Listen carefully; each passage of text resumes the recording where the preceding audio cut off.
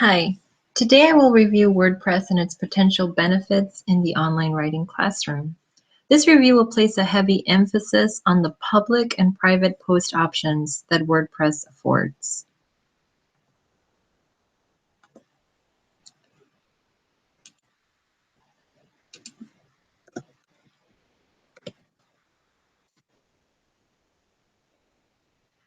WordPress is a free blogging and website platform available on the web.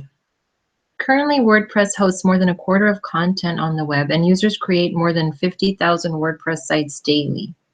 Users can choose free blog or site hosting to more supported web hosting that can cost up to a few $100s a year. Because this platform is easy to use, it has become popular with businesses, organizations, schools, and personal bloggers. Their website, WordPress.com, makes it easy to get started, and after a few clicks and an email address verification, a user can create a blog or a site completely free. While WordPress was not created as an educational tool, educators have been using WordPress for over a decade and have found the benefits of the platform worth its third-party implementation.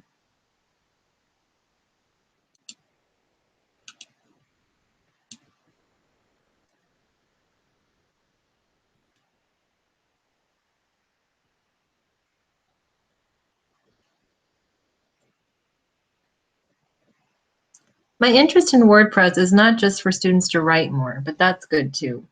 Research I've recently read shows that public online writing, like blogging, with opportunities to receive feedback, promotes the following benefits.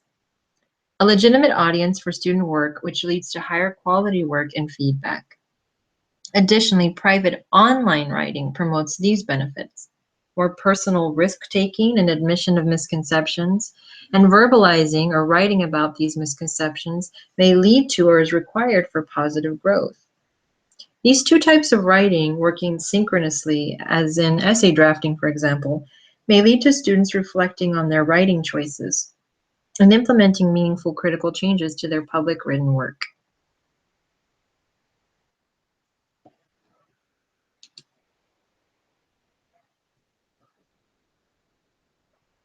Before showing WordPress in action, I think a brief demonstration of my frustration with other blog type sites better explains my interest in this type of student writing. Here's an example for one of my RetComp students using Google Sites to provide a comparison. The problem with most blog sites like Blogger is that all posts can either be set to public or private without the flexibility of the one blog space containing both public and private posts. In this example with Google Sites, my student was afforded this public-private post option, but in Google Sites, private posts have to be separated from the public posts by tabs. In this example, my student's writing on my blog was public, while all of its personal reflections were contained on this My Writing tab. While that may not seem like much of a headache, Google Sites makes establishing these private settings challenging. And Google Sites has a notoriously faulty commenting feature, as only contributors can comment. As you can see here, his public posts have no comments. I've also noted that when students have multiple spaces to post, the room for error enlarges. I wondered if my use of Google Sites was not aligning with OWI Principle 2, which helps us remember to focus on the writing and not technology orientation. That led me to investigate WordPress and its possible ease of use.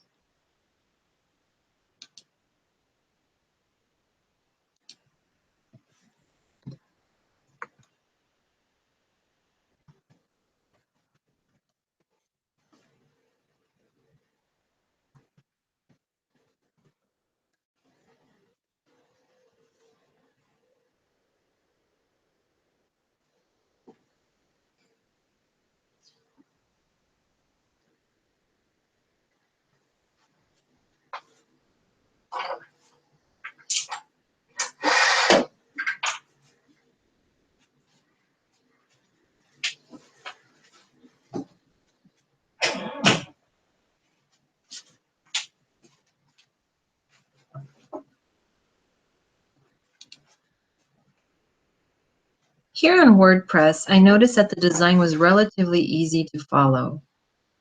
There are a variety of customization options for my students that would help them connect with the space. In addition, WordPress contains a reader tab that could allow my students to easily access other student blogs they follow.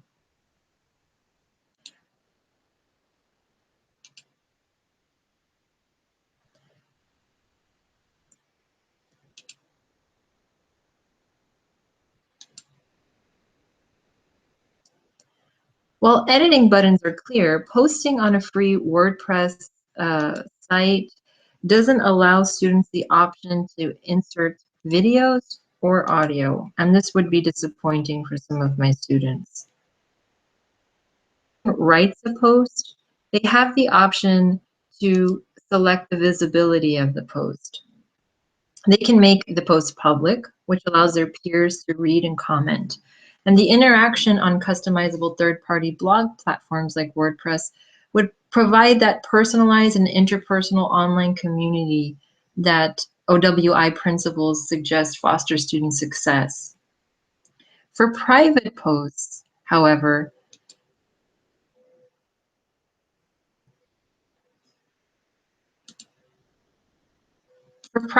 students would need to password protect the post.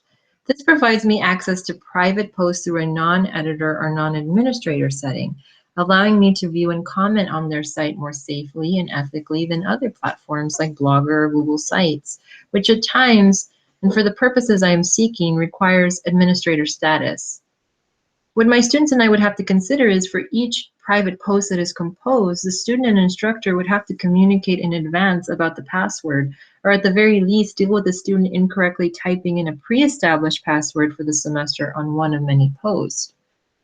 Now, what I didn't mention was that private posts are only visible to admins or editors, which again would lead me to the ethical implications of that kind of setting.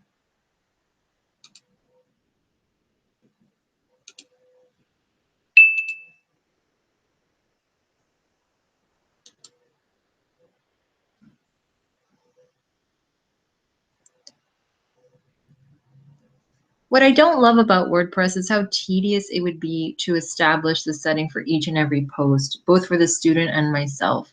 While I appreciate that I can view these posts on the same page as their public drafts with comments, at this point, I don't consider the extra steps for the private posts worth the time and effort for both instructor and student. Additionally, although an easier private pre-setting is available, it requires a plugin and is only available with paid WordPress plans.